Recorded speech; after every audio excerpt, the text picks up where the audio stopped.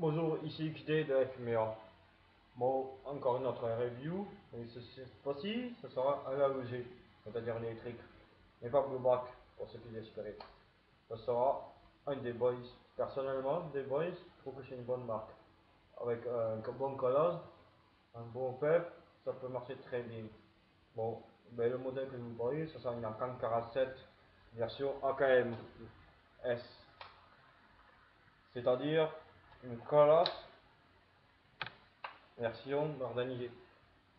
Voilà, à la crosse européenne. C'est une Ancan 47 qui a été fait en 1956. En fait, c'est une Ancan 47 qui a été reprise, modifiée et modernisée. C'est-à-dire avec les matériaux moins chers, qui sortent beaucoup moins, et ils ont gagné la cadence de 100 coups par minute par là. C'est-à-dire ils ont passé de 830 vers les 960 coups par minute environ. Bon, je veux dire plus. Bon, ça c'est une réplique, dans l'airsoft, un des boys.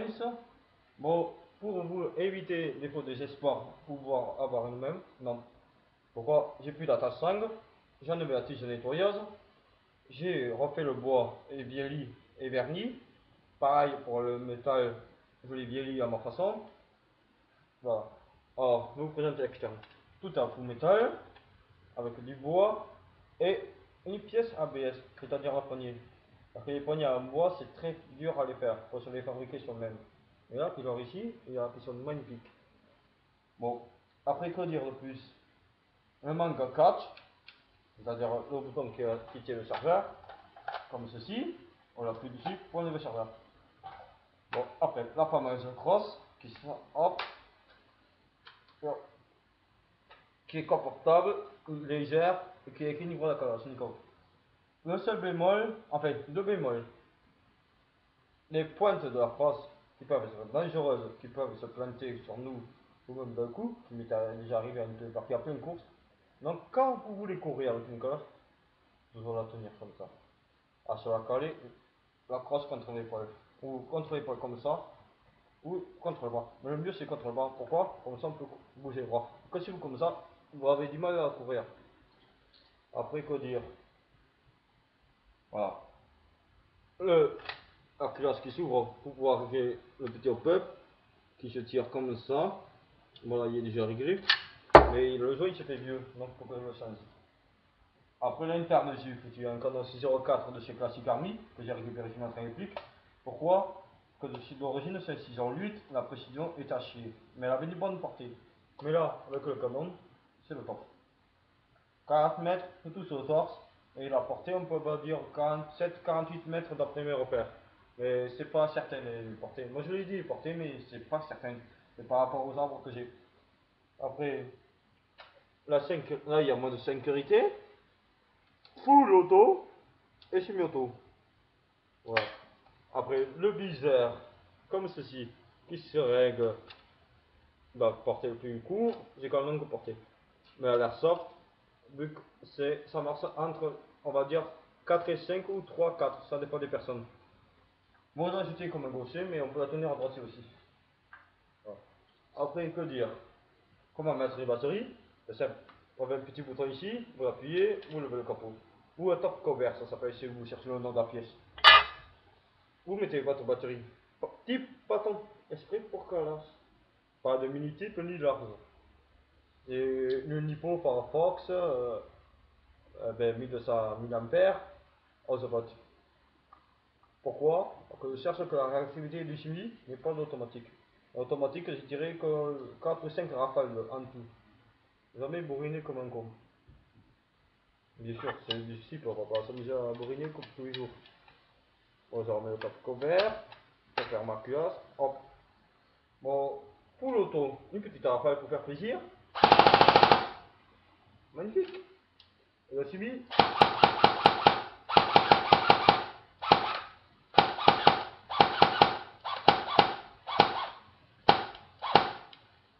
Voilà. Bon, je vais enlever la batterie. Voyez chez moi, on sait jamais. C'est pour ça que j'ai pas mis le chargeur. Bon, après, je vais vous montrer comment se servir d'une collasse en pleine partie. Bon, par contre, le bémol, bon, on va montrer le droitier pour tout le monde.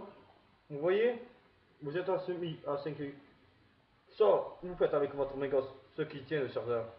Avec l'index, vous mettez à full ou semi, vous remontez comme vous voulez.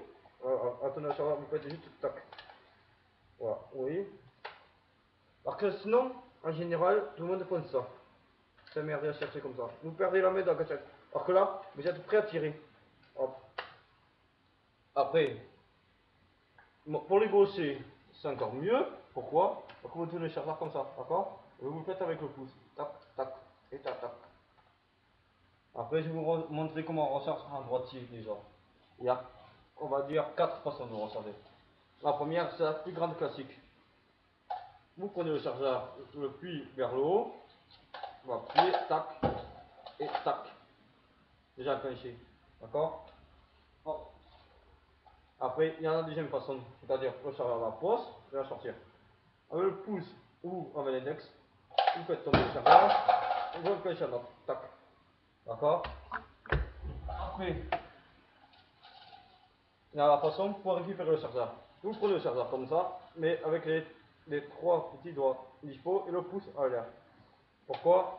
Alors le pouce pour appuyer, hop, vous prenez le chargeur. Et celui qui est à l'auto supérieur, vous l'enclenchez, hop. Et vous récupérez et vous mettez dans la poche. Ou dans la poche, ça dépend dans le tirage ou dans la poche poubelle comme on l'appelle. Et après, il y a la façon, charge inversée, pour ceux qui ont, pour tirer le serveur comme ça, ou ceux qui sortent le serveur comme ça. Pourquoi? Vous faites comme ça, vous retournez, vous accrochez, hop, et vous rangez la poche. Après, maintenant, pour les gauchers, qui va être beaucoup plus facile pour moi, je suis gaucher à la base. Mais j'arrive à droitier aussi. Vous avez vu là, avec ça. Bon, la première méthode, tac, tac, d'accord? Après, avec le charge à la pause, tac, et tac. Après, de toute façon, comme je vous ai montré avec les trois petites doigts, tac, et tac. D'accord? Après, version chargeur inversé, c'est-à-dire comme ça. Par contre, là, il faut pencher à réplique, hop, et vous récupérez ça. Après, je peux dire de plus, c'est un cape 600 milieux d'origine là-dessus. Moi, j'ai pris que des cape. Donc voilà, quand je joue à ce milieu, comme ça m'évite d'avoir plusieurs serveurs sur moi. Après, voilà, c'était une réplique, c'était une Kalachnikov. Elle fait que 3 kg 3 ou plus, ça dépend. Après, que dire, ça a été une bonne portée, je me suis régalé, des amis que j'ai prêtés avec, ils se sont régalés aussi. Et j'espère qu'elle va régaler encore d'autres mondes quand j'aurai changé le peuple. Voilà, c'était encore XJ, qui représente la Phoenix Mercenary Alliance.